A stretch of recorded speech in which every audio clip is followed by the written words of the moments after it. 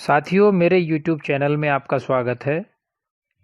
आज हम लोग नागार्जुन द्वारा रचित कविता उनको प्रणाम की व्याख्या करेंगे। व्याख्या से पहले आप चैनल को लाइक शेयर ज़रूर करें और सब्सक्राइब करना भी ना भूलें। तो आइए देखते हैं नागार्जुन द्वारा रचित उनको प्रणाम कविता। जो नहीं हो सके पूर्ण काम, मैं उनको करता हूँ प्रणाम। कुछ कुंठित और कुछ लक्ष्य भ्रष्ट, जिनके अभिमंत्रित तीर हुए, रण की समाप्ति के पहले ही जो वीर रिक्त तूणीर हुए, उनको प्रणाम। कवि कहता है कि मैं उन सभी व्यक्तियों को प्रणाम करता हूँ जिन्होंने अपने कार्य में सफलता प्राप्त नहीं की, लेकिन उन्होंने कार्य का आरंभ तो पूरे उत्साह से किया था, भले ही वह कार्य पूरा ना हो पाया हो। जो नहीं हो सके पूर्ण काम, मैं उनको करता हूं प्रणाम। किसी भी कार्य का पूर्ण होना या ना होना बाद की बात है। सबसे पहला कार्य तो यही है कि व्यक्ति किसी कार्य को आरंभ करे। इसलिए वो कार्य चाहे पूर्ण हुए या नहीं हुए, मैं उनको प्रणाम करता हूं। कुछ कुंठित और कुछ लक्ष्य भ्रष्ट, जिनके अभिमंत्रित तीर हुए, मैं वैसे लोगों के कार्य आरंभ करने के लिए प्रणाम करता हूं। मैं उन वीरों को प्रणाम करता हूं जिनके मंत्रों द्वारा लक्ष्य किए गए अभिमंत्रित बाणों की समाप्ति से पहले ही समाप्त हो गए। रण की समाप्ति के पहले ही जो वीर रिक्त तूणीर हुए, उनको प्रणाम। मैं ऐसे शूरवीरों का हार्दिक अभिनंदन करता हूं, उनको प्रणाम करता हूं। उनकी मनोवृत्ति जो उन्हें पथ से विचलित नहीं होने देती, मैं ऐसे लोगों को प्रणाम करता हूं। जो छोटी सी नैया लेकर उतरे करने को उद्धिपार, मन ही मन में ही रही स्वयं, हो गए उसी में निराकार, उनको प्रणाम।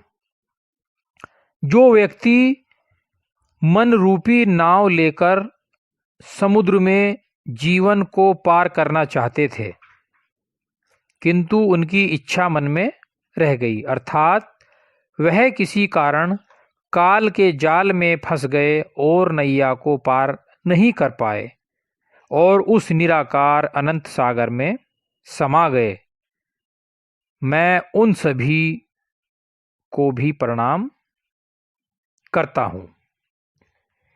जो उस शिखर की ओर बढ़े, रह रह नव नव उत्साह भरे, पर कुछ ने ले ली हिम समाधि, कुछ असफल ही नीचे उतरे, उनको प्रणाम। कवि कहता है कि मैं ऐसे लोगों को भी प्रणाम करता हूं जो उस शिखर की ओर बढ़े, मन की उत्साह भरपूर थी, रह रहकर उनके मन में उत्साह हिलोरे ले रहा था। ऐसे कुछ लोगों ने बर्फानी चोटी पर समाधि ले ली और कुछ असफल रहे, कुछ नीचे उतर आए। मैं ऐसे लोगों के मनोबल को भी प्रणाम करता हूं। मैं उनको प्रणाम करता हूं। कभी उपर्युक्त काव्य में कर्मशील होने का संदेश दे रहा है, कार्य आरंभ करने का संदेश दे रहा है, चाहे कार्य की सफलता हो अथवा नहीं, यह भविष्य पर निर्भर है, किंतु कर्मशील व्यक्ति को कवि प्रणाम करता है। काव्य विशेष के रूप में अगर देखा जाए तो कवि ने इस कविता में कर्मशील होने का संदेश दिया है। चित्रात्मक शैली में, सरल भाषा में बहुत ही प्रेरणादायक वर्णन है। तत्सम शब्दों के प्रयोग के साथ ही रूपक अलंकार और लक्षणा शब्द शक्ति का प्रयोग किया गया है। कविता के आगे बढ़ते हैं। कवि आगे अपनी बात को बढ़ाते हुए कहते हैं, एकाकी और अकिंचन हो जो भू परिक्रमा को निकले, हो गए पंगु प्रतिपद जिनके, इतने अदृष्ट के दाव चले उनको प्रणाम। मैं उन लोगों को भी प्रणाम करना चाहता हूं जो धन के अभाव में पृथ्वी की परिक्रमा करने निकले, किंतु उनके पदचिन्ह अभी दिखाई नहीं दे रहे हैं। वह ओझल हो गए हैं, अर्थात वह अब कहीं विलुप्त हो गए हैं, उनके पदचिन्ह अब दिखाई नहीं देते। मैं वैसे महान लोगों को प्रणाम करना चाहता हूं जो अपने अद्भुत और महत्वपूर्ण कार्यों से कृत नहीं हो पाए।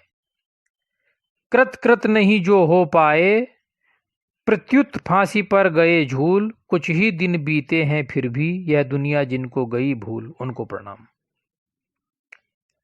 कवि कहता है कि मैं ऐसे लोगों को प्रणाम करना चाहता हूं जो अपने अद्भुत और महत्वपूर्ण कार्यों से कृत नहीं हो पाए, फिर भी फांसी पर झूल गए।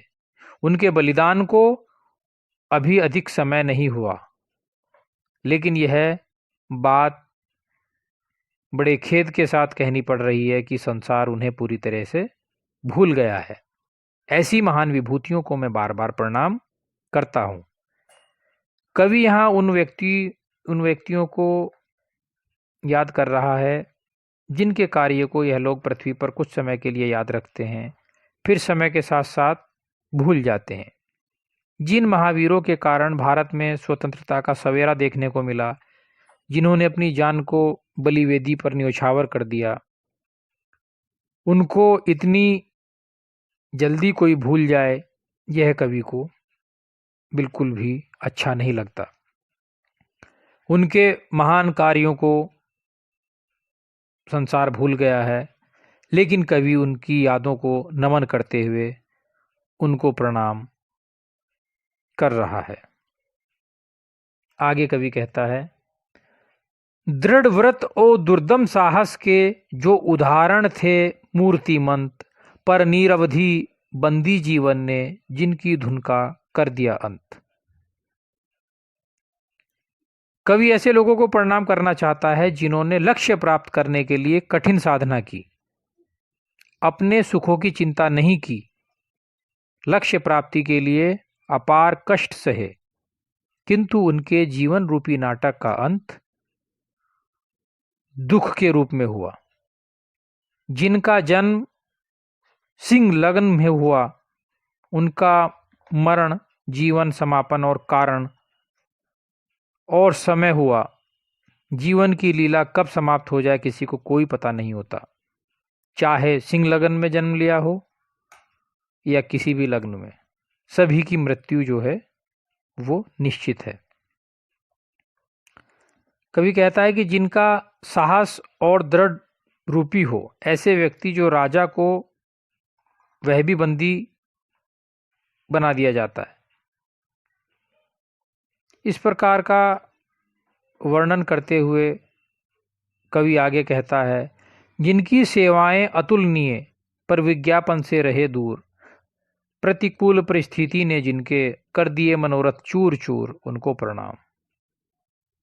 मैं उन महान आत्माओं को प्रणाम करता हूं जिन्होंने देश के लिए अतुलनीय सेवा की, अपने महत्वपूर्ण कार्यों को उन्होंने देश की धारा बदलने का प्रयास किया, पर वह प्रचार प्रसार से दूर रहे। उन्होंने कभी अपनी सेवाओं के लिए पुरस्कार नहीं चाहा, कभी सराहना नहीं चाहिए ऐसे महान आत्माओं को। मैं प्रणाम करना चाहता हूं जिनकी सेवाएं अतुलनीय थी। वह विज्ञापन अर्थात प्रचार प्रसार से भी विमुख रहे। उनके विपरीत परिस्थितियां होने के बावजूद भी दुश्मनों के मनोरथ चूर चूर कर दिए। मैं वैसे दिव्य आत्मा को प्रणाम करना चाहता हूं। उपयुक्त पंक्तियों में कवि ने जीवन चक्र की दृष्टि से प्रकाश डाला है और कर्तव्यशील व्यक्ति के लिए आह्वान किया है, महान आत्माओं के बलिदान को याद किया है। भाषा सरल और तत्समयुक्त है। लक्षणा शब्द शक्ति के साथ इन पंक्तियों में माधुर्य गुण दिखाई देता है।